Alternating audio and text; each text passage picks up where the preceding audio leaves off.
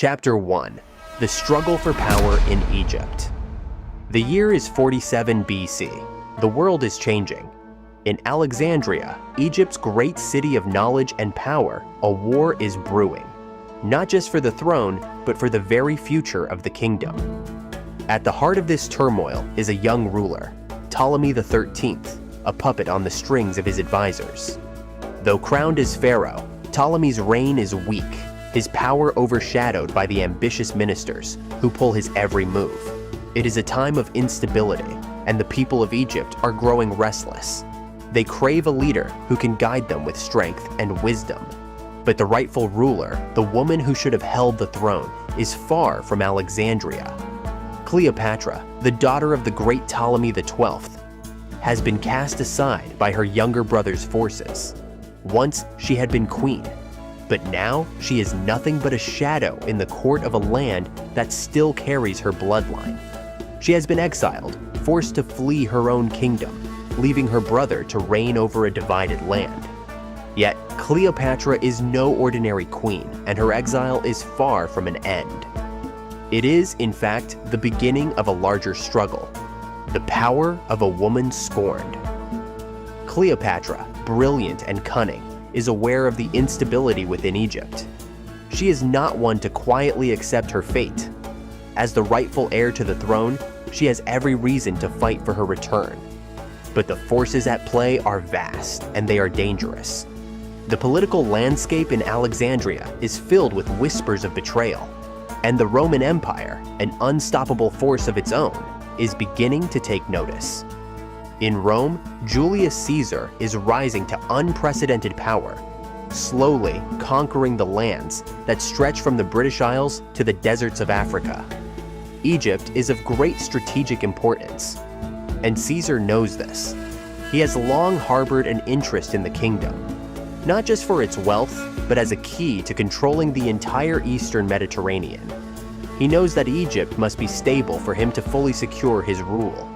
But who will he support? The puppet king, Ptolemy XIII, or the rightful queen, Cleopatra? Caesar's decision will alter the course of history, and he knows it. Cleopatra, through secret channels, has learned that Caesar is on his way to Alexandria. Her heart pounds with anticipation. She knows she must make a bold move, one that will either restore her to the throne or see her lost to history. But this isn't just about the throne. It's about the future of Egypt itself. Without Caesar's support, Egypt might fall into chaos. With his support, Cleopatra could become the most powerful ruler of her time. And so, she prepares herself for a game of politics, alliances, and war. The return to Alexandria. Caesar's fleet, a massive force of disciplined Roman soldiers and warships, is approaching Alexandria. The air is tense with anticipation as Cleopatra stands on the shores of the Nile, watching the Roman ships draw nearer. She knows that this is her moment. With a mixture of fear and determination, she gathers her closest advisors, preparing to make her return to the city that once rejected her. Her plan is risky: enter Alexandria in disguise and meet with Caesar in secret. The city is still under the control of her brother, who has no intention of relinquishing his power. If she is caught, she will be executed without a second thought. But Cleopatra is not easily deterred. Her intelligence, charm, and deep understanding of Roman politics give her an edge. She will find a way to make Caesar see that supporting her is in his best interest, and in the best interest of Egypt. On the night of her return, Cleopatra, wrapped in a simple cloak to disguise her royal identity, is smuggled through the darkened streets of Alexandria. Her heart races, but she is focused. Every step she takes brings her closer to a meeting that could change everything. As she moves through the streets, she recalls her father's lessons on power: how to gain it, how to keep it, and, most importantly, how to play the Game of Thrones. By the time she arrives at Caesar's camp, she knows her fate will be sealed by the meeting. She enters the Roman general's tent with nothing but her wits, her charm, and her belief that she is the rightful ruler of Egypt. Cleopatra meets Caesar. Inside the tent, Caesar waits. He is a tall man with sharp features and eyes that have seen countless battles. But there is something about Cleopatra that immediately captures his attention. She is not just a queen, she is a woman who understands the power dynamics of the world, who sees the bigger picture. Cleopatra does not beg for Caesar's help. She demands it, but in a way that makes him want to help her. Their conversation is a delicate dance. Cleopatra speaks with confidence, explaining how Egypt, with its riches and resources, could be a valuable ally to Caesar. She knows that a strong Egypt means a stronger Rome. Caesar listens, intrigued, weighing her words carefully. He asks her what she wants in return, and Cleopatra's answer is simple: her throne. But Caesar is not moved by empty promises. He needs more than just words. He needs action.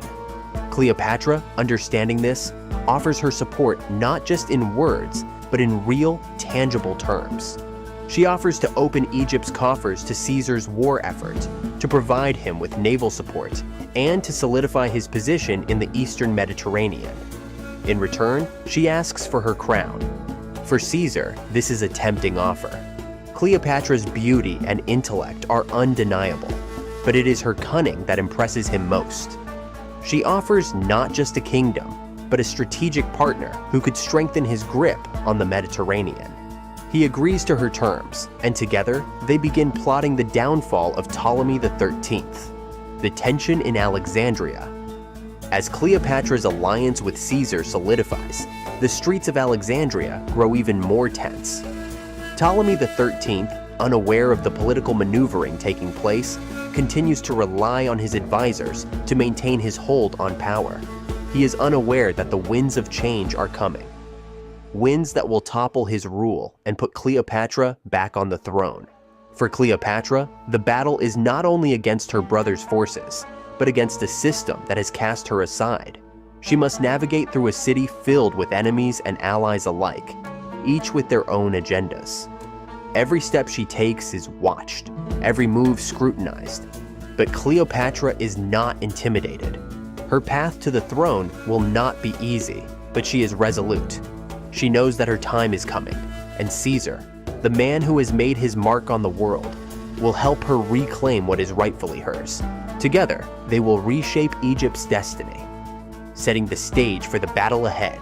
The political stage is set.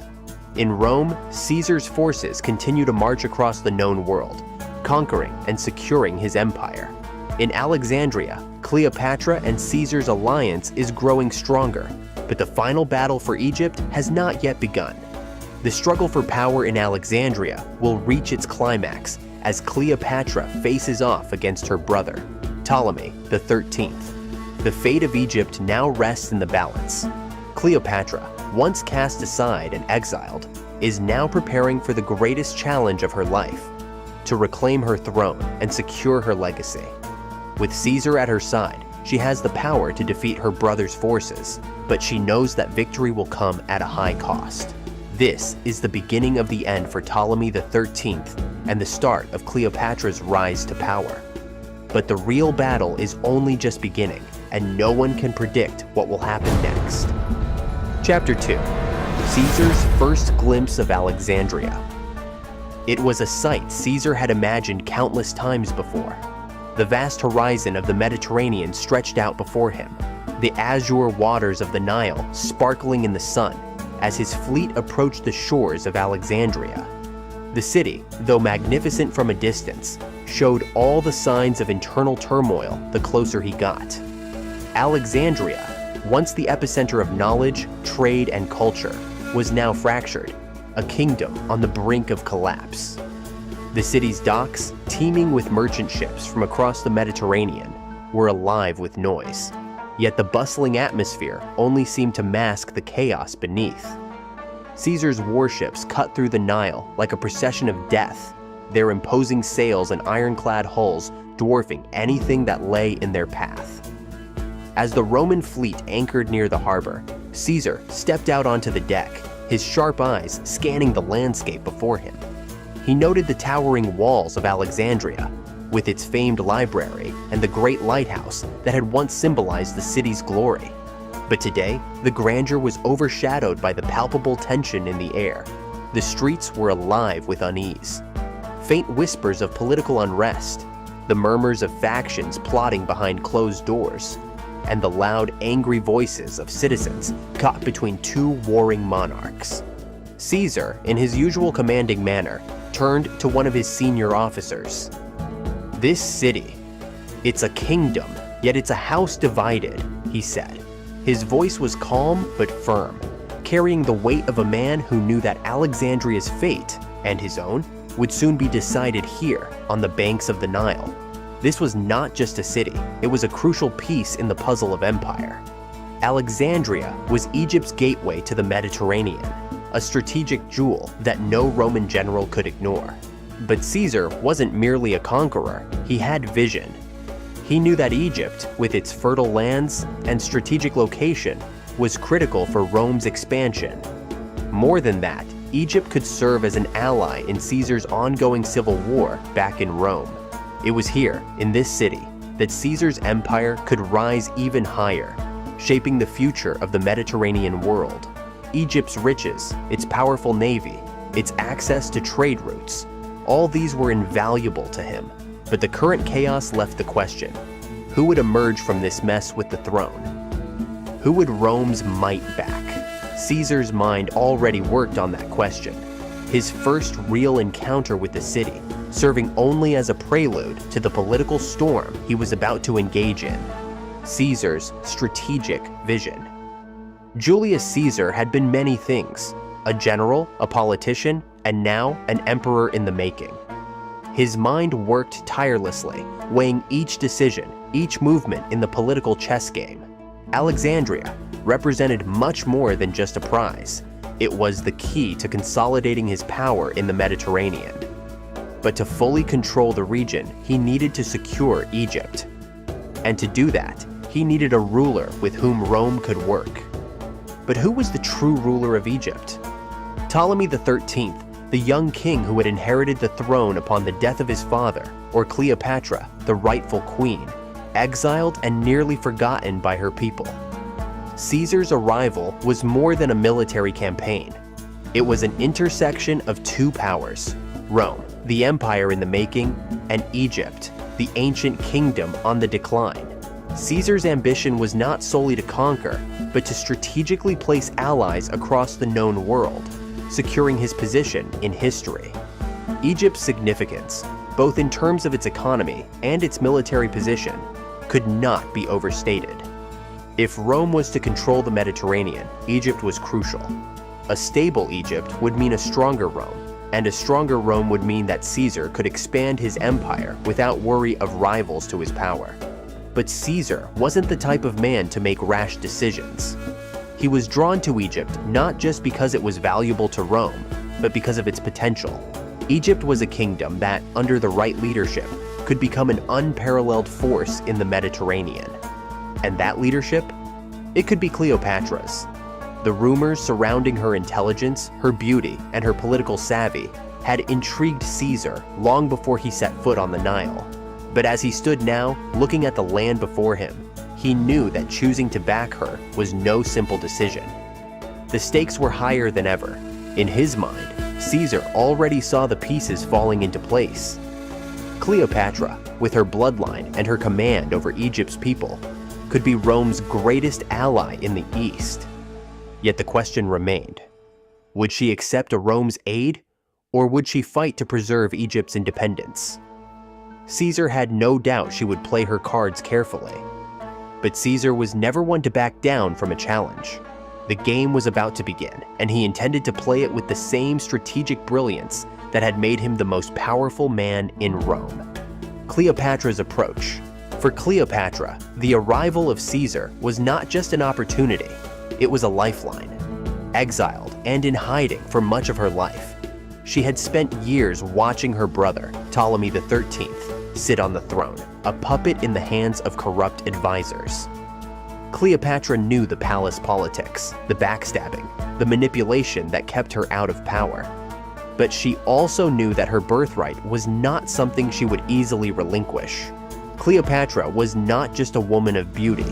She was a woman of immense intellect and political skill, a force to be reckoned with.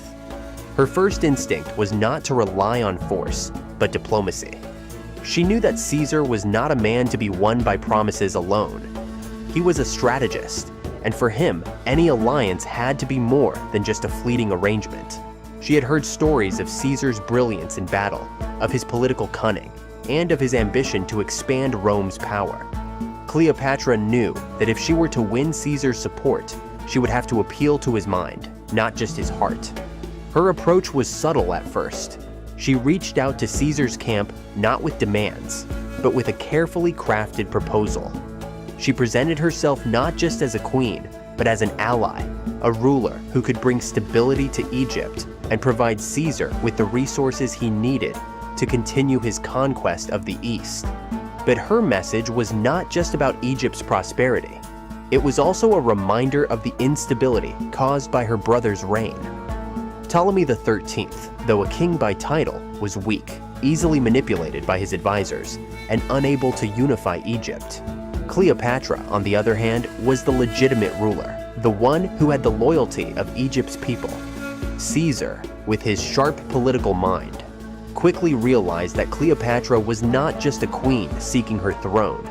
She was a leader who could offer Rome something far greater, an ally in the heart of Egypt, a land with untapped potential. In her words, Caesar saw not just a kingdom to be conquered, but a partnership to be forged. But Cleopatra's offer wasn't just about political convenience. She was also offering something deeper, a partnership between two rulers who understood the necessity of power, strategy, and diplomacy. Cleopatra's vision was not one of submission, but of collaboration. If Caesar helped her reclaim the throne, she would help him secure Rome's power in the East, bringing Egypt under the influence of Rome without sacrificing its independence. Ptolemy's response.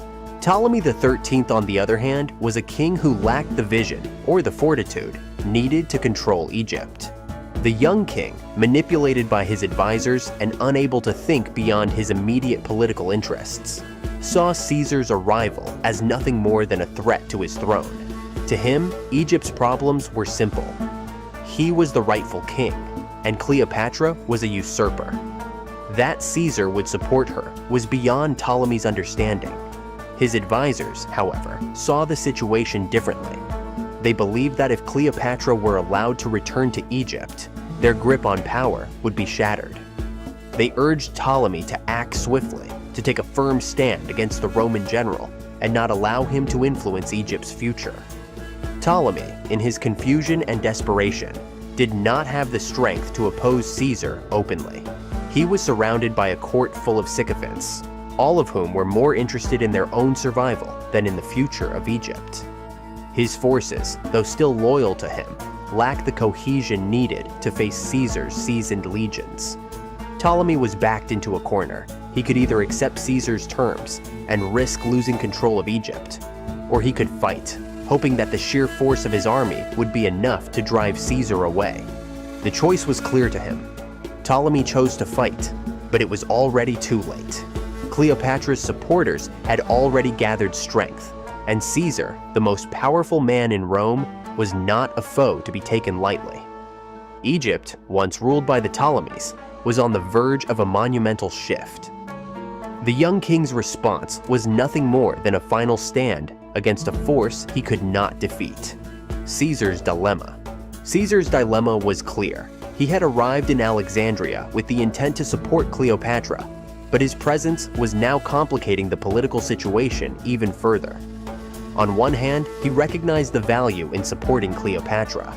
She was the rightful queen, and her intelligence and vision could make Egypt a valuable ally to Rome. But on the other hand, Ptolemy XIII was still a king, and Caesar's intervention could risk alienating those in Egypt who remained loyal to the young ruler. Caesar's choice was not just a matter of who he could trust. It was a question of power and the future of the Mediterranean. Caesar knew he could not simply sit by. The balance of power in Egypt would determine Rome's future in the region. To support Cleopatra was to ensure Egypt's stability and future prosperity. But it also meant taking a side in a political struggle that could quickly turn violent. Caesar's involvement would change the course of Egypt's history. But how far would he go? Would he support Cleopatra's claim, or would he be forced to side with Ptolemy, however weak and misguided he might be? Caesar made his decision. He would side with Cleopatra, not just as a ruler, but as a partner. She was the future of Egypt, and Rome's future depended on her success. Together, they would reshape Egypt's future. Chapter 3. The scale of the battle and the destruction of Alexandria. The sounds of the battle echoed through the streets of Alexandria. The once bustling city, full of life and commerce, had turned into a war zone. The normally vibrant market streets were now filled with the chaotic clash of arms and the cries of soldiers. The city, which had stood for centuries as a beacon of culture, knowledge, and wealth, was now at the mercy of an unstoppable force. Caesar's legions advanced quickly, but the sheer scale of the battle and the destruction that followed was overwhelming. Caesar's troops, despite being outnumbered, moved like a tidal wave, cutting through the defenses of Ptolemy's forces with brutal precision. The Roman soldiers, though exhausted from the long march, fought with the discipline and training that had made them legendary. Each unit pushed forward, inch by inch, securing key points along the city's great walls and streets. The once grand architecture of Alexandria, a symbol of Egyptian pride, began to crumble under the weight of war. Buildings that had stood for centuries were reduced to rubble, their beautiful columns shattered by the force of Roman siege weapons. The fighting was fierce, and the air was thick with the stench of burning wood and the acrid smoke from the fires. As the catapults launched their deadly payloads over the city's walls, they set fire to the wooden structures that lined the streets. The fire spread quickly, consuming the once pristine buildings in a torrent of flames. The beautiful cityscape, with its grand library and towering lighthouse, began to fade into a hellscape of smoke and ruin. Alexandria was being burned to the ground, its future uncertain. The city's great walls, its defenses, were now nothing more than obstacles to Caesar's unstoppable advance. The initial push by Caesar's forces. Caesar's forces were making their mark, but the initial push had not been without its challenges. The city's defenders, though poorly trained compared to the Roman legions, fought desperately to hold their ground. Ptolemy's forces, though numerous, lacked the cohesion and discipline of Caesar's well-organized army. The streets, narrow and winding, made it difficult for the Roman forces to move efficiently. But Caesar had anticipated this. His soldiers pressed forward with ruthless precision, their battle formations tight and organized. Roman soldiers fought through the streets in small but relentless groups, cutting through the Egyptian forces like a hot knife through butter. They didn't just fight to advance, they fought to break Ptolemy's spirit. The Egyptians, unable to regroup, began to panic. As their resistance faltered, Caesar's forces pushed deeper into the heart of the city. With every step, the city's streets grew more chaotic, filled with the screams of soldiers, the clash of swords, and the thundering boom of Roman war engines. In the midst of the fighting, Caesar's legions displayed their characteristic discipline. They were not just reacting to the Egyptian defense. They were orchestrating the battle, carefully picking off key targets. Roman archers released arrows in perfect unison, their projectiles cutting down Egyptian soldiers before they even had a chance to react. Roman infantry, backed by cavalry, pushed through pockets of resistance, forcing Ptolemy's soldiers to retreat further into the city's core. The battle for Alexandria had only just begun, but Caesar's initial push was already turning the tide in his favor. Ptolemy's forces' defense and inability to hold ground. Ptolemy XIII's forces, though numerous, were struggling to hold the line. From the very beginning, they lacked cohesion. Ptolemy's advisors had placed too much faith in the city's walls, thinking they could hold the Romans at bay. But Caesar's strategy had accounted for this weakness. As his legions advanced, they found ways to circumvent the city's defenses, using their superior tactics to force Ptolemy's soldiers into close quarters combat, where they were less effective. The Egyptians, unaccustomed to the organized assault of Roman legions, were losing their will to fight.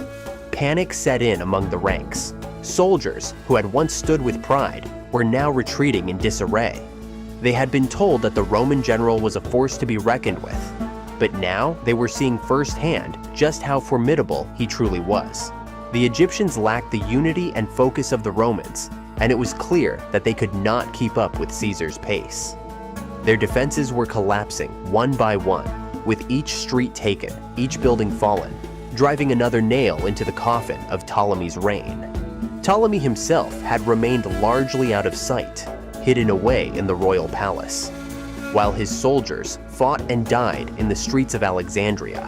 His army, though large, was scattered and ill-coordinated, unable to form a unified defense. Caesar's forces, efficient and disciplined, were breaking through every line of defense. The streets of Alexandria were now littered with the fallen, and the city's fate seemed sealed. The role of the catapults, fire, and collapsing buildings. The siege took on a terrifying intensity as Roman catapults launched massive stones over Alexandria's walls. These weapons of war, designed for destruction, rained down on the city, causing widespread chaos. With every volley, buildings were shattered and the fire spread further, igniting everything in its path. The sound of crumbling stone and burning timber filled the air. The city's great walls, which had once stood as symbols of Egypt's strength, were now useless against the power of Rome's siege engines. Caesar's forces did not just rely on brute force, they used the environment to their advantage. The Egyptians, defending their homes and their king, fought in a city that was quickly becoming unrecognizable.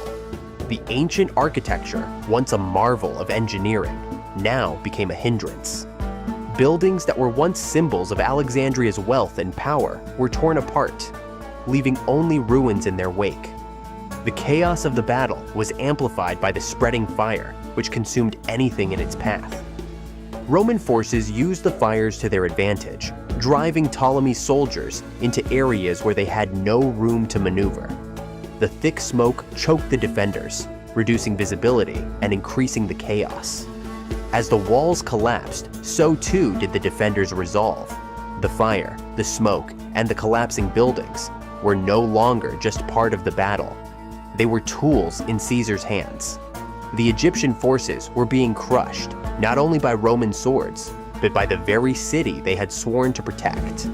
The street fighting, visceral and gritty combat. The true nature of the siege was in the street fighting, where soldiers fought for every inch of ground. The streets of Alexandria, once lined with merchants and scholars, were now filled with the bodies of the fallen. Roman soldiers pushed forward, their swords flashing in the dim light, their armor clanging with each move. The Egyptians fought back with equal ferocity, but their desperation was clear. There was no unity in their movements, only survival instinct, and the hope that they could somehow push back the Romans. The fighting was brutal and up close. There was no time for strategy. It was a battle of survival. The narrow streets made it difficult for either side to maneuver, and every corner was a potential trap. Caesar's soldiers advanced with methodical precision, striking quickly and retreating just as fast. The Egyptians, though brave, were overwhelmed by the onslaught. The air was thick with the smell of sweat, blood, and smoke. Every soldier's face was grim, their eyes focused only on the enemy in front of them. As the fighting raged on, the desperation of Ptolemy's forces became apparent. They were fighting not just for survival, but for the very future of Egypt. Yet, it was clear that Caesar's soldiers had the upper hand. Their efficiency, their discipline, and their ability to fight as one unit were breaking Ptolemy's army apart. Alexandria, once the pride of Egypt, was falling, and there seemed to be no way to stop the Romans now. Caesar's influence already becoming evident. Though Caesar's influence was not overtly visible in every skirmish, his strategic mind was at work behind the scenes. As the battle raged in the streets, Caesar's decisions were proving decisive. His ability to read the battlefield, to recognize when to strike and when to retreat, was shaping the flow of the battle. His calm leadership in the face of chaos ensured that his soldiers remained focused, even as the city burned around them. Caesar's presence was more than just that of a general leading his troops. It was that of a commander who understood the psychology of war. he knew that the key to winning was not just defeating the enemy, but breaking their will to fight. As his soldiers advanced through the city, they were not just pushing through streets. They were dismantling Ptolemy's claim to the throne. Alexandria was more than a battlefield. It was a symbol of the change that was coming to Egypt. Caesar's intervention had set in motion a chain of events that would lead to the fall of Ptolemy XIII and the rise of Cleopatra as the true ruler of Egypt. Chapter 4. Caesar's calculated moves on the battlefield. The chaos of the streets of Alexandria was immense, yet Caesar's mind remained clear and focused. The battle had turned against Ptolemy's forces, but it was not mere luck or brute force that had caused this shift. It was Caesar's calm, calculated intervention that had begun to unravel Ptolemy's defense. While his soldiers fought with intensity, it was Caesar's decisions on the battlefield that laid the groundwork for victory. At the heart of the battle, Caesar stood with his officers, studying the movements of both his troops and the enemy.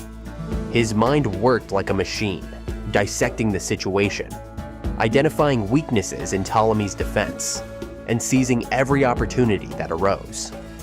A man known for his brilliance in warfare, Caesar understood that Alexandria's streets were a labyrinth, but that labyrinth could be used to his advantage. He knew that Ptolemy's forces were stretched thin, disorganized, and unprepared for a prolonged siege. He made the critical decision to push hard on the eastern gates of the city, where the defenses were weakest. Caesar's troops swiftly moved to secure these points, cutting off any potential escape routes for Ptolemy's army. His orders were precise, with each movement contributing to an overwhelming wave of Roman power. The streets, which had once been narrow battlegrounds, were now a testament to Caesar's genius. His soldiers moving with purpose, forcing Ptolemy's men into positions where their weaknesses were exposed. Caesar's brilliance wasn't just in knowing where to strike, it was in knowing when and how to strike with lethal force. With each calculated maneuver, Caesar's forces advanced, driving deeper into the heart of Alexandria. His presence on the battlefield was like a beacon for his men, steadying them as they fought tooth and nail through the chaos. He wasn't just commanding an army, he was shaping the future of Egypt and Rome with every decision he made. Tactical brilliance in breaking Ptolemy's defense. Caesar's tactical brilliance had never been more evident than in his efforts to break through Ptolemy's defenses. As the battle raged on, it became clear that the Egyptian forces, though numerous, were poorly coordinated. Ptolemy's advisors had failed to understand the importance of maintaining tight defensive lines. While they had relied on the strength of Alexandria's walls to protect them, Caesar knew that the city's true vulnerability lay in its lack of unity. The first major blow to Ptolemy came when Caesar ordered his archers to create openings in the enemy lines. Ptolemy's troops, caught off guard by the Roman precision, began to fall back, their morale crumbling as they realized their defenses were being systematically dismantled. Caesar knew that taking down the enemy's stronghold wasn't about brute force. It was about psychological warfare, making the defenders believe they had already lost. As Roman archers rained arrows down on Ptolemy's soldiers, the Romans followed, charging the weakened positions with renewed ferocity. Yet Caesar's brilliance didn't end there. He had his soldiers systematically breach the Egyptian fortifications with siege ladders and battering rams, knowing that the longer the siege lasted, the more Ptolemy's forces would be forced into tight corners. In one decisive move, Caesar ordered his forces to fire flaming projectiles into the city's timber structures, setting fire to key defensive points. This wasn't just about destroying buildings, it was about creating chaos, disrupting the Egyptian lines and forcing them to divide their attention. Caesar knew the longer he could maintain pressure, the more likely Ptolemy's defenses would buckle. The sound of collapsing walls and crumbling defenses echoed through Alexandria as Caesar's legions pushed forward. The young king, Ptolemy XIII, could do little but watch as his forces were overwhelmed. Caesar's tactical genius had not only turned the tide of the battle, it had torn through Ptolemy's defense, leaving him no safe place to retreat. Cleopatra's role as a partner to Caesar, As Caesar led his troops into battle, Cleopatra's role as a partner to the Roman general was becoming increasingly important. Her strategic decisions, which had once been seen as part of a royal political game, were now taking on a military dimension. Cleopatra wasn't just a queen trying to reclaim her throne. She was an active participant in the battle for Alexandria. From the moment Caesar had arrived in Egypt, Cleopatra had proven to be a leader in her own right, someone whose intellect and political acumen matched that of the greatest minds in Rome. In the chaos of the siege, Cleopatra had not hidden behind palace walls. Instead, she worked alongside Caesar's officers, providing valuable insight into the city's layout and the weaknesses in Ptolemy's defenses. Her understanding of Alexandria's terrain allowed Caesar's forces to move with greater precision, bypassing obstacles that might have slowed them down. She also worked to maintain the loyalty of the Egyptian people, ensuring that those who still supported Ptolemy were either won over or neutralized. In one particularly pivotal moment, Cleopatra's role was clear. As Caesar's forces advanced toward the palace, Cleopatra personally led a small group of soldiers to secure critical supply lines. Her presence on the front lines bolstered the morale of the Egyptian troops who were loyal to her. She fought not just with sword and shield, but with words, rallying the people of Alexandria to her cause. In doing so, she demonstrated that she was not just a ruler by title, but a warrior, fighting for the future of her kingdom. Cleopatra's partnership with Caesar went beyond the battlefield. She was not just a passive bystander in the political and military strategy. She was an active participant, shaping the future of Egypt and ensuring that Caesar's vision of a stable alliance between Rome and Egypt would come to fruition. Ptolemy's increasing desperation.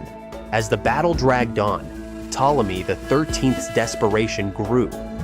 The young king, once so confident in his ability to control Alexandria, had lost his grasp on the city. His forces were scattered, unable to hold their ground against Caesar's disciplined legions. With every Roman advance, the Egyptian defenses weakened. The palace, Ptolemy's last stronghold, was now surrounded by Roman forces, and his hope for a military victory was quickly slipping away. Ptolemy's advisors, who had once urged him to be bold and aggressive, were now telling him to retreat, to save what little remained of his power. But it was too late. The battle was already lost. Ptolemy, consumed by fear, ordered his remaining forces to defend the palace at all costs. His soldiers, exhausted and demoralized, could do little to stop Caesar's advance. The king's desperation became evident in his erratic decisions, as he ignored the advice of his trusted advisors and dug in further, hoping for a miracle that would never come. As Caesar's forces closed in on the palace, Ptolemy's reign came to an end. His once proud army, which had once made him king, was now a broken shell of its former self. His defeat was inevitable, and it became clear to all that Ptolemy's time as ruler of Egypt had come to an abrupt, violent end. The growing political alliance between Caesar and Cleopatra. With the tide of the battle turning decisively in Caesar's favor, the growing political alliance between him and Cleopatra was beginning to take shape. Caesar's intervention had sealed the fate of Ptolemy XIII, but it was Cleopatra's leadership, her ability to unite the people of Alexandria and ensure that her forces stayed loyal, that allowed Caesar's military genius to flourish. Caesar's victory in Alexandria was not just about military triumph, it was about the political vision they both shared. Cleopatra knew that the future of Egypt depended on Rome's involvement, but she also understood that Egypt could not be ruled from Rome alone. The partnership they were forming was one of mutual benefit. Caesar, a Roman general whose ambitions were limitless, needed Egypt's resources, while Cleopatra, the rightful queen of Egypt, needed Rome's military might to secure her reign. As the battle ended and Alexandria's streets fell silent, the alliance between Caesar and Cleopatra was no longer just a political calculation. It was a bond forged in the fires of battle. With Ptolemy's forces in disarray and his palace finally overtaken, Cleopatra had emerged victorious. and Rome's influence in Egypt was now undeniable. The course of history had shifted, and the partnership between Caesar and Cleopatra would change the fate of Egypt and Rome forever. Chapter 5. Naval Clash. The Roman fleet clashes with Ptolemy's Egyptian forces on the Nile. The sun blazed down on the Nile, casting a shimmering glow over the waters as the battle began. On either side of the river, two great fleets prepared for the clash that would decide the fate of Egypt. Caesar's Roman fleet, with its sleek warships and disciplined soldiers, lined up in perfect formation, each ship brimming with Roman resolve. The Egyptian fleet, slower but just as determined, faced them from across the river, their large wooden ships adorned with bright sails and armed with their own artillery. The tension in the air was palpable. This was the moment that would change the course of history. Caesar stood at the helm of his flagship, his sharp eyes scanning the enemy formations. His mind was already calculating the perfect strategy. Despite being outnumbered by Ptolemy's forces, Caesar had the advantage of superior tactics and his reputation as a brilliant military commander. He had trained his men to fight not just as soldiers, but as a single unit, moving with precision under his command. The Egyptian fleet, while numerous, lacked the discipline of the Romans. As Caesar raised his hand, signaling the attack, the roar of battle filled the air, and the fleets surged toward one another, locked in a deadly embrace. The first arrows flew, cutting through the air with deadly accuracy. Roman archers, positioned high on the masts of their ships, released volleys that rained down on the Egyptian ships below. The Egyptians fought back with their own archers, but the Roman precision was unmatched. The roar of arrows, the thud of wood against flesh, and the cries of dying men filled the air as the battle intensified. This was no ordinary fight. It was a fight for the soul of Egypt, for its future, and for the future of Rome. Intense naval combat, including arrow volleys, boarding of ships, and the use of warships and catapults. As the two fleets collided, the combat became even more intense. Roman warships, equipped with powerful catapults, launched massive stones at the Egyptian ships, shattering their wooden hulls with thunderous impact. The Egyptians, though fierce in their defense, found themselves on the defensive, struggling to hold their ground. Caesar's fleet, though fewer in number, had the advantage of speed and precision. Roman warships, expertly maneuvered, flanked the Egyptian vessels, creating chaos within their ranks. The Egyptian ships, large and cumbersome, tried to regroup, but their heavy hulls made them slow and vulnerable. Roman soldiers, scaling the sides of the ships with ropes and ladders, boarded the Egyptian vessels in waves, cutting down anyone in their path. The battle was brutal, with sailors and soldiers fighting hand to hand, their swords clashing, their shields raised in defense. The air was thick with the sound of combat, the smell of salt water and blood mingling as Roman forces fought to overtake the Egyptians. Cleopatra's warriors were in the thick of it. They fought with desperation, knowing that the fate of their queen rested in the outcome of this battle. Armed with spears and shields, they fought side by side with Caesar's men, their loyalty to Cleopatra driving them to fight with unrelenting intensity. As the Egyptians attempted to board Roman ships, Cleopatra's warriors pushed back with great force, refusing to let their queen's forces falter. The two armies, Roman and Egyptian, were locked in a brutal struggle. But the tide was beginning to turn in Caesar's favor. As the battle raged on, the use of catapults and warships became the focal point of the fight. The Romans expertly targeted the enemy's weakest points, focusing their fire on the Egyptian ship's sails and masts. Without their ability to maneuver, the Egyptian fleet was left vulnerable. Caesar's forces were closing in, and the outcome of the battle seemed more inevitable with each passing minute.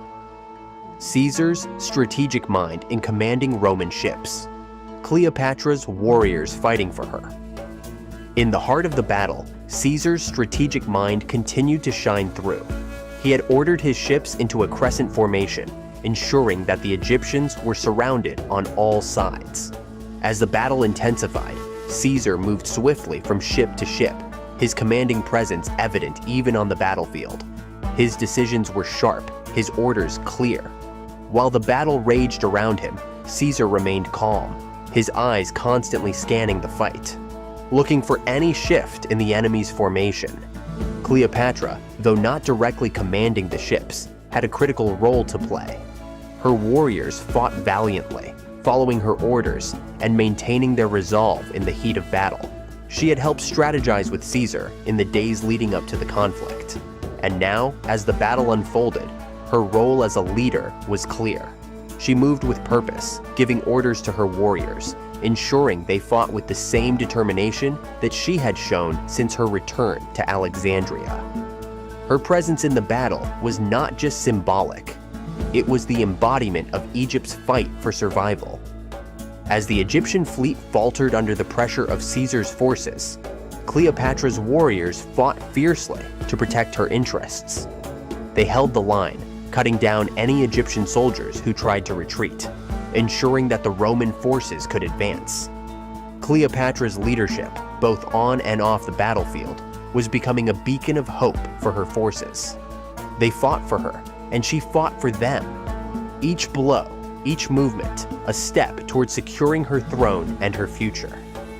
Ptolemy's final stand, attempting to escape, leading to his death. As the battle raged on, Ptolemy XIII realized that his forces were doomed. The tide had fully turned in Caesar's favor. The great Egyptian fleet, once so proud and formidable, was crumbling before the might of the Romans. Desperation set in as Ptolemy, surrounded by his advisors, made the fateful decision to flee. He ordered his ship to be prepared, hoping to escape the clutches of Caesar's forces. But his retreat was nothing more than a futile attempt to save face. The Egyptian king, once a powerful ruler in his own right, was now a hunted man. As he attempted to flee, his ship was quickly surrounded by Roman vessels. Caesar, ever the strategist, had anticipated Ptolemy's move. His forces closed in on Ptolemy's ship, cutting off any escape routes. The Roman soldiers boarded Ptolemy's ship, their swords drawn, their eyes set on their prey. Ptolemy, cornered and desperate, fought back with the last of his strength, but it was no use. The once mighty king of Egypt was now a prisoner of war, his reign at an end. In the chaos of his final stand, Ptolemy was captured and killed. His death was swift, marking the end of his short and ineffective rule. The Egyptian forces without their king collapsed entirely. Ptolemy's attempt to escape was his final mistake, and it sealed the fate of Egypt. His forces were shattered, and the kingdom he had once ruled was now on the brink of collapse. Caesar and Cleopatra had won. Cleopatra's victory almost complete. Ptolemy's forces shattered. With Ptolemy's death, Cleopatra's victory was almost complete. The battle for the Nile had been won, and with it, the future of Egypt was secured. Caesar's strategic brilliance, combined with Cleopatra's courage and leadership, had turned the tide of the battle. Alexandria, once teetering on the brink of destruction, had emerged as the stronghold of Cleopatra's reign. The final remnants of Ptolemy's forces were scattered, their morale shattered by the loss of their king. Caesar stood at the edge of the battlefield, watching as the remnants of Ptolemy's army retreated, their morale crushed under the weight of defeat. Cleopatra, standing beside him, watched her kingdom's future unfold before her eyes. She had fought for this moment, for her throne, for her people, and now it was within her grasp. Caesar's role in securing her victory was undeniable, but Cleopatra had proven herself as more than just a queen. She had proven herself a leader worthy of the crown she had once been denied. As the last of Ptolemy's forces fled, the future of Egypt seemed clear. Caesar and Cleopatra had not only defeated an enemy, they had reshaped the political landscape of the Mediterranean. Together, they had secured Egypt's future as a powerful ally to Rome, ensuring that Cleopatra would rule with both the strength of her people and the support of one of the greatest generals the world had ever known. Chapter 6. Aftermath of Victory. Cleopatra is crowned the rightful queen of Egypt. The dust had settled over the city of Alexandria. The once bustling streets were now littered with debris, the remnants of a fierce battle that had shaken Egypt to its core. Caesar's legions, victorious and triumphant, had secured the city, but the true prize was Cleopatra's throne. The once exiled queen, whose fate had been uncertain mere weeks ago, now stood at the center of Egypt's future. Her heart raced as the weight of the moment settled in. She had won, and with Caesar's help, she would now reclaim her birthright. Cleopatra's coronation was not just a political event. It was a symbol of her survival and resilience. The people of Alexandria, many of whom had once watched her exile with sadness or indifference, now cheered her return. They witnessed her rise from a displaced princess to the most powerful woman in Egypt. The ceremony was simple, yet deeply symbolic. The high priests of Egypt, who had long supported Ptolemy's reign, now stood by Cleopatra, offering their blessings. The ancient crown was placed upon her head, not just as a piece of regal jewelry, but as a symbol of her return to power. As Cleopatra stood before the gathered crowd, the weight of the crown settled on her brow, both a responsibility and a mark of her victory. The streets outside echoed with the shouts of those who had supported her, their voices rising in unison, celebrating her reign. Caesar, ever watchful, stood nearby, his presence a reminder of the alliance that had made this moment possible. It was a coronation not just of a queen, but of an era. Egypt, for the first time in years, had a ruler who commanded both the loyalty of its people and the power of Rome. Caesar's role, solidifying his relationship with Cleopatra, helping her regain the throne and securing her power. Caesar, standing beside Cleopatra as she was crowned, knew the stakes were high. His presence was more than symbolic, it was crucial. Without his military intervention, Cleopatra's throne would have remained out of reach, the Egyptian forces would have continued to be loyal to her brother, and the political landscape of Egypt would have remained unstable. By helping Cleopatra regain her throne, Caesar had ensured not just the stability of Egypt, but the stability of his own influence in the Mediterranean. But Caesar wasn't just playing a game of power. He had secured an alliance that would last for years to come. He understood that Egypt, rich in resources and strategically located, was an essential part of his empire's future. Cleopatra's reign meant stability in the East, and Rome needed that. But the alliance was more than political. The bond between Caesar and Cleopatra had become personal. As Caesar stood by her during the coronation, he knew that this was more than just a political maneuver. It was a relationship that would change the course of history. He had helped her reclaim her throne, and in doing so, he had solidified his role as the protector of Egypt. For Cleopatra, Caesar's support was more than just a lifeline. It was a bridge to her future. She knew that her reign, though now secure, could not stand without the continued support of Rome. Caesar's role in helping her reclaim the throne was invaluable, and she had no illusions about the nature of their relationship. Cleopatra had always been a master of diplomacy, but Caesar's military might and political acumen had tipped the scales in her favor. Together, they had forged an alliance that would redefine the future of Egypt and Rome. Cleopatra's public image, the coronation scene, Cleopatra's first steps as queen in the eyes of her people and the Roman world.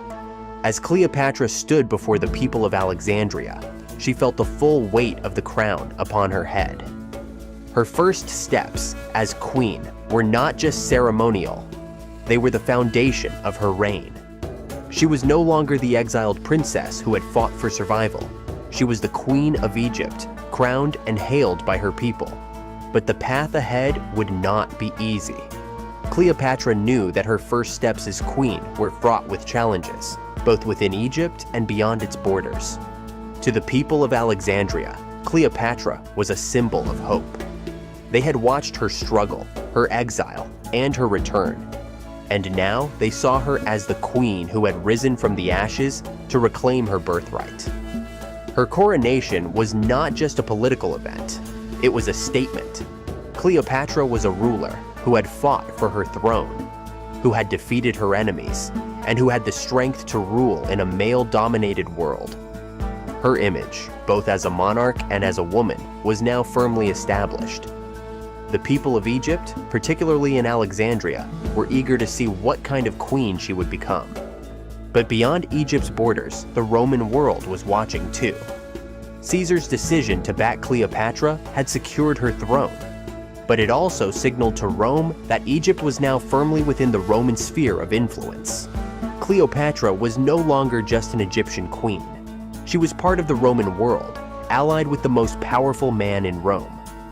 Her relationship with Caesar was as much a political reality as it was a personal bond. The coronation was not just a display of her power in Egypt. It was a declaration to Rome that Cleopatra was a force to be reckoned with, one whose reign would align closely with Roman interests. Cleopatra as a ruler, balancing both her ambition and her duties. Cleopatra's first days as queen were filled with both triumph and tension. She had regained the throne, but the work was only beginning. She now had to balance her personal ambitions with the demands of her kingdom. Egypt was a land of rich culture, but also of great division. Her brother's reign had been marked by chaos, and she knew that her people would be watching closely, waiting to see how she would rule. Cleopatra's character was evolving before the eyes of her people. She was no longer just the ambitious princess trying to reclaim her throne. She was now a monarch with the power to shape Egypt's future. Her ambitions were still as strong as ever, but they were now tempered by a sense of duty. She knew that Egypt's future rested not just on her ability to wield power, but on her ability to unite the people. Her reign would not be defined by military victories alone. It would be defined by her ability to rule wisely, to inspire loyalty, and to ensure the prosperity of Egypt. The path to securing her reign was not without its challenges. Cleopatra had to navigate a complex political landscape, balancing the needs of Egypt with the demands of her Roman allies. She would need to establish her legitimacy both at home and abroad. Her reign would require her to be both a diplomat and a ruler, a warrior and a leader. The challenges were immense, but Cleopatra was more than prepared to meet them. Her ability to adapt, to learn from her experiences, and to use her intellect to her advantage would be key to her success. Cleopatra's growth as a ruler was not just about securing her position. It was about redefining what it meant to be a monarch in the ancient world. Her reign would change the political landscape, not just of Egypt, but of the Mediterranean world. She had already proven herself to be a leader, but the true test was yet to come. Could she maintain her power and secure Egypt's future in the face of challenges both internal and external? The fallout from the battle and the rise of Cleopatra's power with Caesar as her ally. The fallout from the battle was still being felt across Egypt. Ptolemy's forces had been defeated, but the political and social consequences of his reign could not be easily erased. Cleopatra, despite her triumph, faced the enormous task of rebuilding Egypt, of consolidating her power and ensuring that her people remained loyal. Caesar's presence in Alexandria provided the stability she needed, but she understood that Egypt's future would be shaped not just by her alliances, but by her leadership. Caesar, standing by her side, had solidified his role as her protector and ally. His influence in Egypt was undeniable, and Cleopatra understood that their relationship, while mutually beneficial, would require careful navigation. She needed to ensure that Rome's influence didn't overshadow Egypt's sovereignty. But for now, with Ptolemy dead and the battle won, Cleopatra had the freedom to rule as she saw fit. The rise of Cleopatra's power was not just a political shift, it was a statement. She had fought for her throne and won it. With Caesar's support, she had secured her position as Queen of Egypt, and now it was time for her to prove herself as a ruler. Her power was not just in her lineage, but in her ability to adapt, to lead, and to make decisions that would shape the future of Egypt for generations to come. With the battle over and the city of Alexandria in her hands, Cleopatra's reign had begun in earnest. Chapter 7. Cleopatra in Rome. Her journey to Rome, meeting Caesar, and beginning to understand the power dynamics there. Cleopatra's journey to Rome was a bold move, one that would change the political landscape of both Egypt and Rome. After securing her throne with Caesar's help, she set her sights on strengthening her rule, not just within Egypt, but across the Mediterranean. Rome was the heart of the empire, the place where power was decided, and Cleopatra knew that to solidify her position, she needed to navigate the complexities of Roman politics. It wasn't just Caesar's support she required, it was the approval of Rome itself. Upon arriving in Rome, Cleopatra was both an outsider and a symbol of Roman expansion in the East. The city, with its grand architecture and bustling streets, was unlike anything she had ever seen. As she walked through the marble halls of the Senate and Caesar's palace, she couldn't help but feel the weight of her mission. She had not just come to seek Caesar's favor, she had come to establish herself as a ruler in a Roman-dominated world. Meeting Caesar face to face again after their time in Alexandria was both a reunion and a reminder of the delicate political dance she now had to perform. She was no longer just a queen of Egypt. She was a queen trying to navigate the tides of Roman power. In Rome, the power dynamics were clear, yet complex. The Senate was filled with senators who viewed Cleopatra with a mix of admiration and suspicion. The idea of an Egyptian queen being so closely tied to Rome's ruler unsettled many. Cleopatra, ever the diplomat, was determined to use her charm, intelligence, and political savvy to gain favor.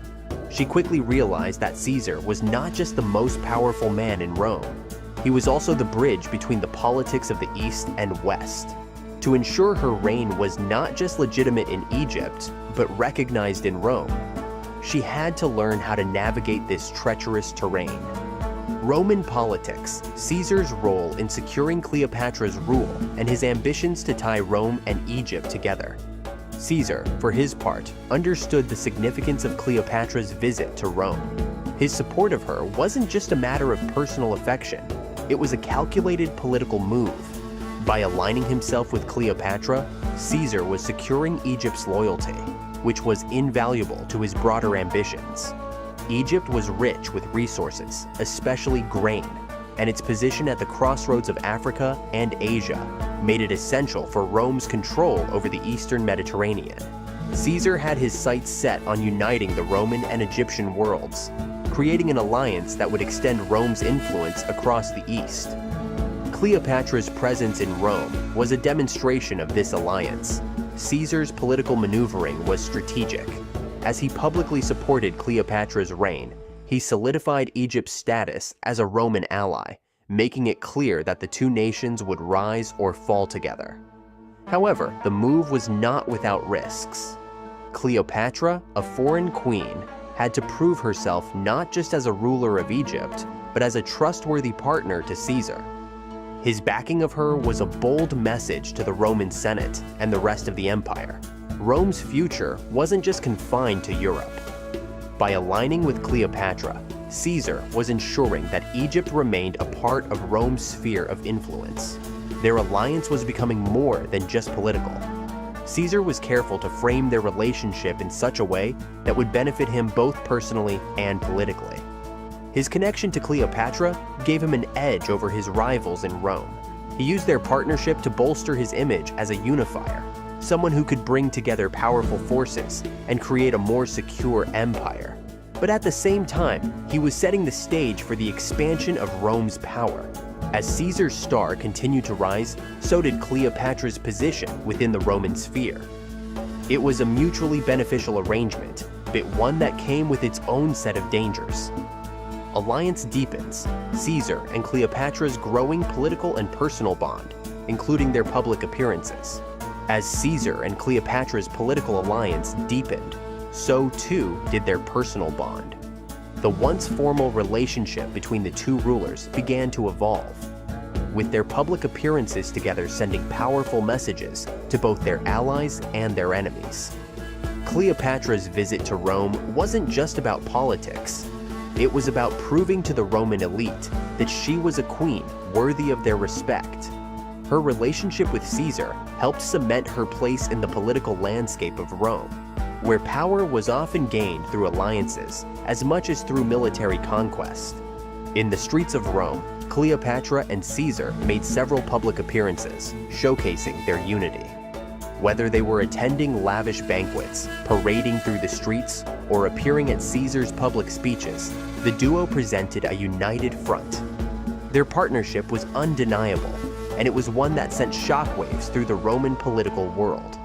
The idea of an Egyptian queen being so closely tied to Rome's most powerful man raised eyebrows among the Senate, who had never fully trusted Caesar's growing influence. Yet, Cleopatra handled the Roman court with grace and diplomacy, ensuring that her presence in Rome was seen as a necessary and strategic element for the future of both Egypt and Rome. Cleopatra's role was shifting from that of a foreign monarch to an essential part of Rome's power structure. Her ability to adapt, to understand the political game, and to use her relationship with Caesar to her advantage was a testament to her political genius. While Caesar navigated the turbulent waters of Roman politics, Cleopatra had found a way to navigate the complex dynamics of Rome's elite. They were a formidable pair, each strengthening the other's position. The power struggle in Rome, Caesar's conflict with Pompey, the tension that still looms between the Roman Senate and Caesar's ambitions. Despite the growing alliance between Caesar and Cleopatra, not everything in Rome was as secure as it appeared. The Roman Senate remained a powerful body, and many senators saw Caesar's growing influence as a threat to their control. The rivalry between Caesar and Pompey was reaching its peak, with both men vying for dominance within Rome's political structure. Pompey, once an ally of Caesar, now saw him as a rival, and the tension between the two was becoming impossible to ignore. Their feud was not just personal, it was political. Both men wanted control over Rome, and with Caesar's increasing ties to Cleopatra, his influence over the Eastern world, and his military victories, Pompey felt increasingly cornered. For Caesar, the Senate's resistance was a constant obstacle. He had already made moves that angered the Senate, bypassing them when necessary and asserting his own power. His relationship with Cleopatra, though it secured Egypt, also raised suspicions in Rome. The Senate, full of conservative Roman senators, viewed Caesar's growing power and his ties to Egypt as a threat to the traditional Roman order. Their distrust of his intentions was growing, and many saw Cleopatra's presence as a sign of Caesar's ambition to place foreign powers above Roman interests. While Caesar and Cleopatra solidified their partnership in Rome, Pompey began to prepare for a showdown. The stage was being set for a confrontation that would alter the course of Roman history. Caesar, however, was unflinching. He knew the Senate's resistance was growing stronger, but he was determined to prove that his alliance with Cleopatra and his influence over Egypt would ultimately benefit Rome. He believed that the power dynamics in Rome, though tense, would shift in his favor if he could maintain control over the military and political levers of power. But the conflict with Pompey loomed large, and Caesar knew that he was on the precipice of a new chapter in Rome's history, one that would either see him rise to supreme power or fall into defeat, deepening of the Roman-Egyptian alliance and the political tension that comes with it. The political relationship between Caesar and Cleopatra was growing stronger, but it was also increasingly complicated. The Roman-Egyptian alliance was based on mutual benefit, but it was fraught with tension. Caesar's backing of Cleopatra had secured her position on the throne, but the connection between the two rulers had far-reaching consequences. It was not just about Egypt and Rome, it was about the power struggles within Rome itself. Cleopatra, though Queen of Egypt, was now firmly embedded in the Roman political system. Her role in Caesar's rise to power made her a key player in the future of both Rome and Egypt. Yet, her position was still fragile. The alliance, while strong, was always vulnerable to the shifting political tides of Rome. The Senate's distrust of Caesar only made Cleopatra's position more tenuous. and she understood that her future in Rome depended on her ability to maintain Caesar's favor and navigate the complex web of Roman politics. The tension between Caesar and the Senate, along with the growing conflict with Pompey, cast a shadow over the alliance. Caesar's ambitions were undeniable, but so was the mounting opposition to his rule. Cleopatra, now deeply entangled in these power dynamics, had to navigate her relationship with Caesar carefully. The stakes were higher than ever, both for her reign in Egypt and for her place in the broader political struggles of Rome. Chapter 8. Ptolemy's death, his desperate flight and eventual death at the hands of Caesar's forces. The final chapter of Ptolemy, the 13th's reign, came in the darkened depths of the royal palace, a place that had once been a symbol of Egypt's strength, now stained with blood and loss. The great Egyptian king, who had once sat proudly on the throne, was now reduced to a desperate fugitive. As Caesar's forces closed in on him, Ptolemy, exhausted and disillusioned, attempted a futile escape. With his loyal guards scattered, his ships destroyed, and his kingdom crumbling under Roman might, the young king's hope evaporated. His flight was clumsy, frantic. Ptolemy, always a pawn in the political game, had no true understanding of the power struggle around him. His attempts to flee into the Nile with what remained of his personal fleet were doomed from the start. Caesar's soldiers, having anticipated his retreat, swiftly surrounded him.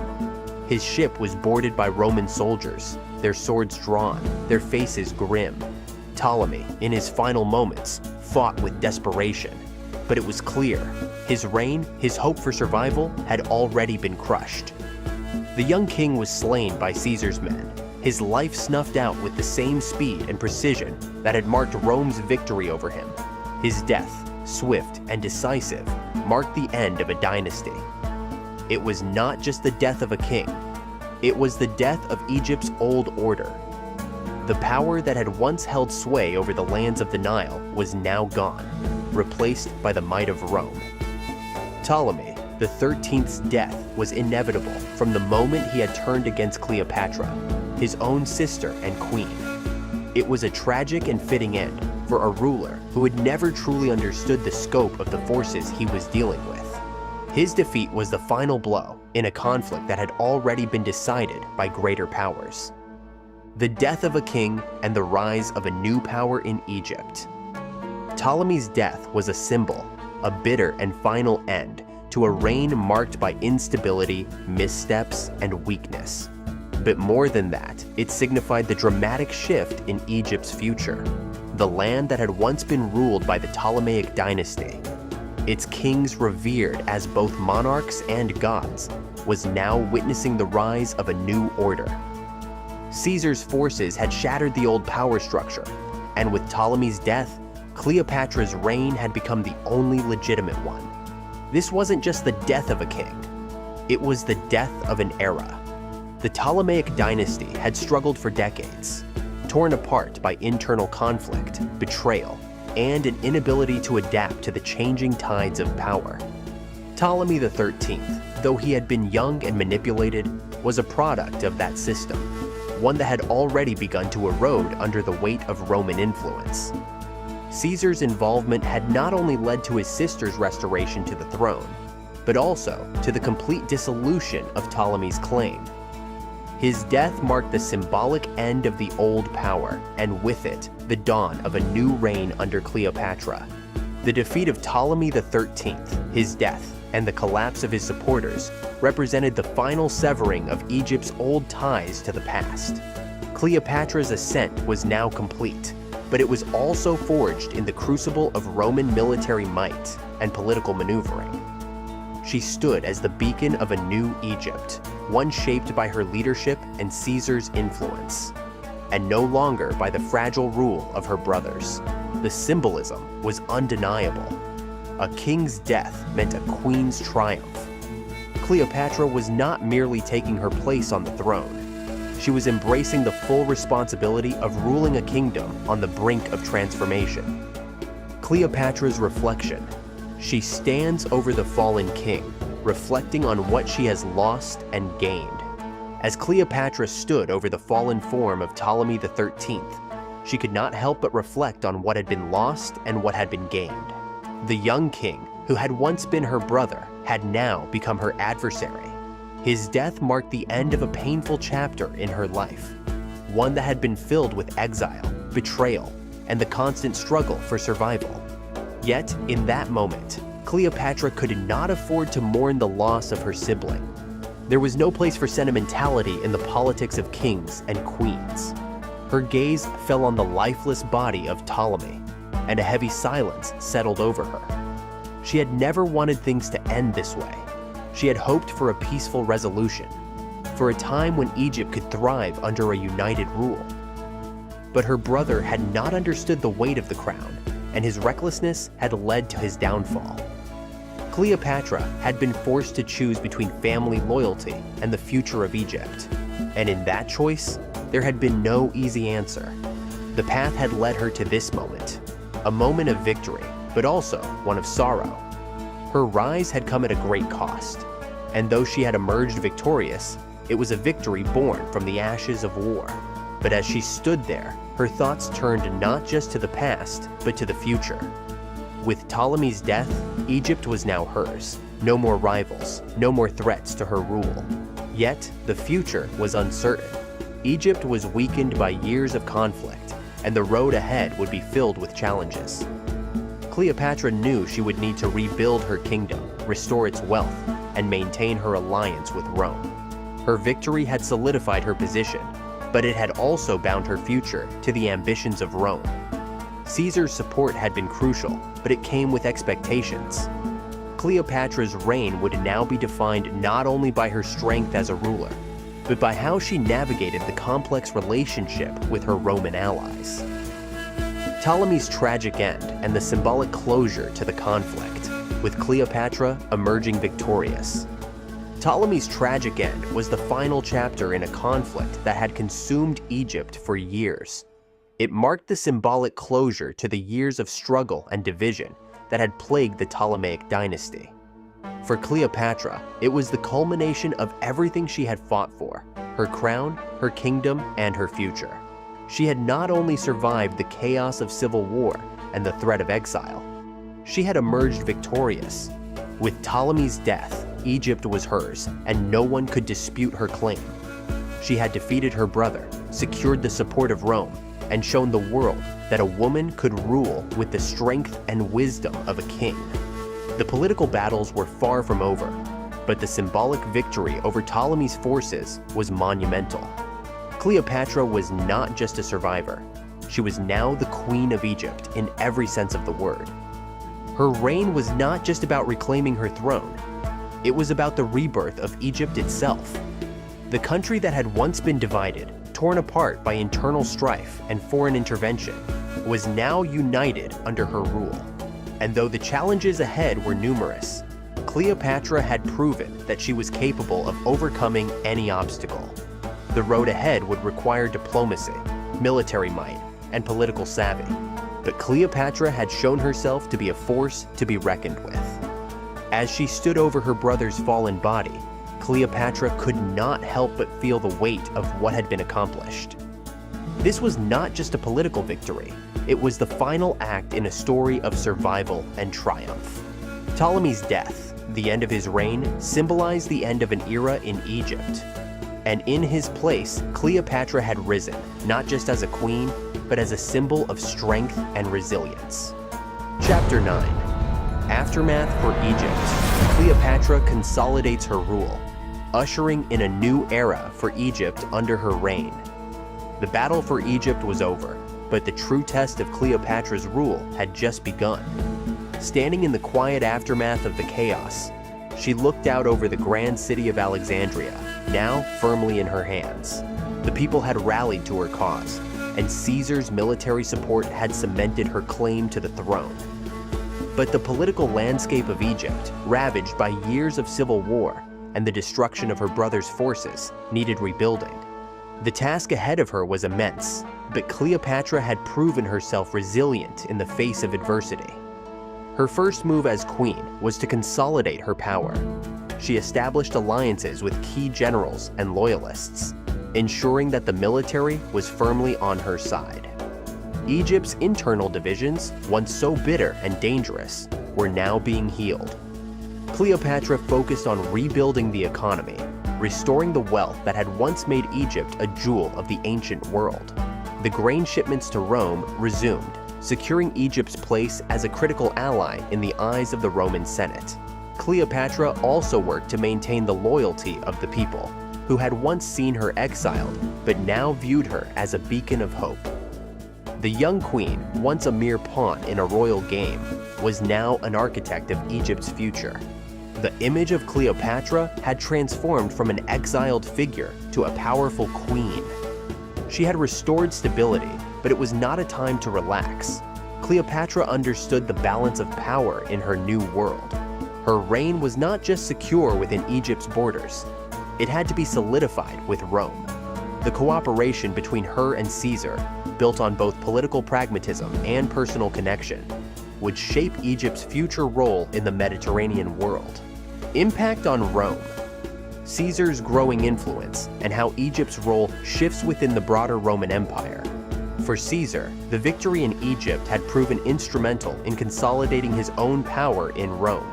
His military genius, once displayed on the battlefields of Gaul, had now extended to Egypt. The alliance between Rome and Egypt was now formalized, with Cleopatra's reign serving as a key component in Caesar's grand vision of an empire stretching from the British Isles to the banks of the Nile.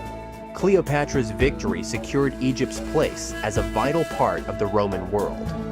No longer a peripheral kingdom on the edge of the empire, Egypt now stood as an equal partner in Rome's geopolitical plans. The flow of Egyptian grain to Rome was crucial for feeding the growing population of the empire, and Cleopatra's support ensured that Rome had a reliable food source. Caesar's influence in Egypt was undeniable. He had brokered the deal that restored Cleopatra to the throne, and in return, he had secured a powerful ally in the east. Egypt, with its resources and strategic position, was now a key player in Rome's dominance of the Mediterranean. But Caesar's ambitions stretched beyond Egypt. His growing power and the military victories that had followed him were starting to make him a figure of contention in Rome. The Senate, wary of his rise, began to see Caesar's influence over Egypt as a symbol of his broader aspirations. His personal relationship with Cleopatra had already made waves in the Roman political scene. Now, as Egypt flourished under her reign, Caesar's power only seemed to grow. The political dynamics in Rome were shifting, with Caesar at the helm, but his continued partnership with Cleopatra was becoming a thorn in the side of his rivals. The future of Rome and the relationship between Rome and Egypt was at a crossroads. Caesar and Cleopatra's future as political allies and lovers. As the years passed, the bond between Caesar and Cleopatra deepened. What had begun as a political alliance had grown into something more profound. Their relationship, born out of mutual ambition and necessity, had evolved into a partnership of genuine affection. In Cleopatra, Caesar had found not only a powerful political ally, but also a woman who could match his intellect and ambition. For Cleopatra, Caesar was not just the ruler of Rome. He was a protector, a lover, and the man who had helped her secure her place on Egypt's throne. Their love affair was the subject of much speculation in Rome and Egypt alike. To the people of Rome, Cleopatra's presence was a reminder of Caesar's growing power in the East. The political ramifications were clear. Caesar's connection to Egypt was more than just an alliance. It was a symbol of his vision for the future of the empire. Cleopatra, for her part, had always understood the power of her image. She was a queen who knew how to wield her influence, both within Egypt and within the court of Caesar. But she was also a woman who found herself in a precarious position, balancing love and politics, ambition and personal connection. As the years moved forward, Caesar and Cleopatra began to speak of the future, a future where Egypt and Rome would be united under their combined strength. But the political landscape was unpredictable, and despite their growing bond, Cleopatra knew that their relationship would always be subject to the shifting tides of power. Caesar's rivals were growing bolder, and while Cleopatra was a queen, she was also very much a part of a larger empire, an empire that was still learning to deal with the consequences of Caesar's unprecedented rise. In their union, they had created a new political reality, but that reality was fragile, threatened by the very powers they had helped create. Empire building, the cooperation between Rome and Egypt, shaping the future of the Mediterranean world. The Roman-Egyptian alliance, forged through Caesar and Cleopatra's strategic decisions, began to reshape the Mediterranean world. Together, they presented a united front that was both powerful and symbolically rich. Egypt, under Cleopatra's leadership, was no longer just a vassal state to Rome. It was a partner in the empire-building process. The two powers worked hand in hand, their combined resources and military strength making them an unstoppable force in the region. Rome, under Caesar's rule, continued to expand its influence across Europe, North Africa, and the East, with Egypt as a central hub in this vast empire. Cleopatra, though a queen of Egypt, understood that her position was now intricately tied to Rome's success. Her kingdom, rich in grain and other resources, served as a cornerstone of Rome's ability to feed and sustain its growing population. But Egypt also provided a strategic advantage, with its location bridging the East and West, making it crucial to the flow of trade, military power, and cultural exchange. Yet, as their partnership deepened, it was clear that both Egypt and Rome were entering a new era, one that would be defined not just by political alliances, but by the personal bonds that tied their rulers together. Caesar's ambitions had expanded far beyond the borders of Rome, and Cleopatra's rule was now an integral part of that vision. The Mediterranean world was changing, and in this new reality, the cooperation between Rome and Egypt was at the center of it all. The future of the Mediterranean and the power dynamics within it would depend on how long this alliance would last, and whether the ambitious rulers at its core could continue to navigate the treacherous waters of empire building and personal ambition. Chapter 10. Fading peace. The calm before the storm as Caesar's death looms in the future. The air in Rome was thick with tension, yet for a brief moment it appeared calm. Cleopatra, now firmly entrenched as the Queen of Egypt, stood at the nexus of power. Her alliance with Caesar had brought peace to her kingdom, but she could sense the underlying current of uncertainty that had begun to brew. Rome, once a symbol of strength, was becoming a powder keg, with every decision Caesar made pushing it closer to an explosive conclusion. The peace that Cleopatra had fought so hard for in Egypt was fragile, held together by Caesar's formidable presence. But even as Cleopatra basked in her restored rule, she knew that the storm on the horizon was inevitable. Caesar, the man who had helped her ascend to the throne, had become both a beacon of hope and a figure of danger. His grip on Rome was tightening, and the forces that would eventually seek to tear him down were already in motion. Cleopatra watched from afar, trying to read the shifting tides of Roman politics, all while balancing her duties as Egypt's ruler. The calm was just a precursor to the upheaval that would soon follow, an upheaval she would need to prepare for. As Caesar's power continued to grow, his enemies within the Senate grew bolder. The echoes of discontent reverberated across the Roman Empire, and many senators were whispering about the growing power of one man. Though Caesar's supporters were unwavering, the resistance was building, and Cleopatra knew that the endgame was drawing closer. This peaceful period was temporary, and it was only a matter of time before the storm would engulf both Egypt and Rome. Caesar's return to Rome. The increasing instability within Rome's Senate as Caesar strengthens his grip. When Caesar finally returned to Rome, it was with triumph, but not without its share of tension. He was now the undisputed ruler of the Roman world, but his power had come at a great cost. The Senate, long a bastion of Roman tradition, was not blind to his growing dominance. Once allies, many senators now viewed Caesar as a threat to their own control over the Roman state. His return was not greeted with the same unbridled enthusiasm that had greeted his past victories. There was a wariness in the air, a realization that Caesar was no longer just a general. He was the ruler of Rome in all but name. Caesar's political maneuvers had begun to push the Senate to the brink. His reforms, aimed at consolidating power and ensuring Rome's dominance, had created deep divisions within the Roman political elite. While some saw Caesar as a visionary, others feared that his ambition would plunge Rome into dictatorship. The Senate, once the center of Roman power, was now splintering, its members unable to agree on how to rein in Caesar's growing influence. But Caesar had prepared for this. His military might and the loyalty of his legions gave him the leverage to bend the Senate to his will. He knew that the Senate was not a threat on its own. The real danger lay in the growing faction of enemies who, united in their disdain for Caesar, might unite to bring him down.